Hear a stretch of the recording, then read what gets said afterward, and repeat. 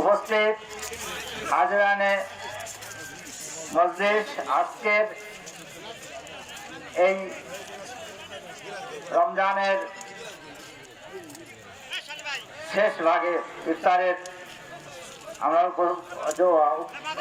আমরা সামনে রেখে বসেছি, সময় খুব কম।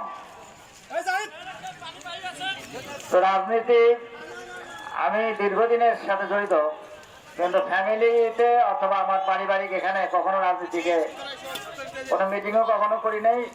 তবে ইফতার যেহেতু ইসলামের একটা অংশ এবং আমার ধর্মীয় অংশ, সেখানে আমি সেইভাবেই সেই জন্য আয়োজন করেছি। আর একটা বিষয় হচ্ছে, আমি প্রথম ক্ষমা চেয়ে নিচ্ছি, আমাদের একজন বক্তা একটা বক্তব্যে একটা বাদ করতে পারি না, কারণ আমরা আমাদের সদ্গুণ দিয়ে অন্যকে ভালো করবো। আল্লাহ নবী করিম সাল্লাল্লাহু আলাইহি ওয়াসাল্লাম একা ছিলেন, তিনিও 3 বছর জেল খেটেছেন। আল্লাহ নবী যদি 3 বছর জেল খেটতে পারেন, আমাদেরও সত্য প্রতিষ্ঠার জন্য বিভিন্ন সময় বিভিন্ন হামলা হুমকি করতে হতে পারে। আজকে আমাদের আজাদ হোসেন খেপু সহ বেশ কয়েকজন জেলে এবং অত্যন্ত মিথ্যাভাবে তাদেরকে জেলে রাখা হয়েছে, কিন্তু আমরা কি অন্যায়ের কাছে মাথা নত করবো? আপনারা যদি একটা সুন্দর দেশ চাই, আমরা আপনাদের নিয়ে এই মুকশেদপুর থেকে আমরা করতে চাই একটা সুন্দর বাংলাদেশ, যেখানে দুর্নীতি থাকবে না, যেখানে চাঁদাবাজি থাকবে না, যেখানে অন্যায় থাকবে না, যেখানে পুলিশের ভয় দেখিয়ে টাকা নেওয়া হবে না, এমন একটি জায়গা। কিন্তু সেই জায়গাটা সারা বিশ্বের সাথে দেখেন আমরা অনেক পিছিয়ে রয়েছি।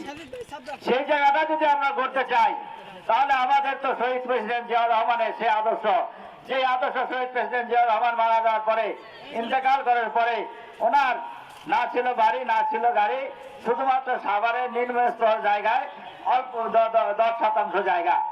যে এইরকম একটা আদর্শের রাজনীতি করতে এসে আজকে বাংলাদেশের কিছু কতিপয় কিছু লোকের অপকর্মের কারণে আজকে বিএনপির অনেক ক্ষতি হয়েছে।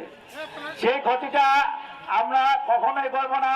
হয়তো আপনারা দেখতে পারেন যে সাময়িকভাবে আমরা বিভিন্ন সমস্যায় পড়তে পারি, বিভিন্ন লোক জেলে যেতে পারে, এই যে এর রেজাল্ট আল্লাহ তাআলা আমাদেরকে দিবেন। আমরা হারবো না ইনশাল্লাহ, হারবে তারাই। ইলেকশন আসলে এখনো যদি হয় 20% ভোটে এই সমস্ত লোক পাওয়ার সুযোগ থাকবে না, যারা অন্যায় করে অত্যাচার করে মানুষকে হয়রানি করতেছে। আমরা ন্যায়ের পক্ষে, এবং অতীতে যারা অন্যায় করেছে, মানুষের জুলুম করেছে, তার বিচার সরকার করবে, আমরা কোনো কিছুই হাতে তুলে নিব না। অন্যায়ের বিচার অবশ্যই চাই, তার মানে এই নয় যে সেই অন্যায়ের বিচারটা আমি নিজে করব।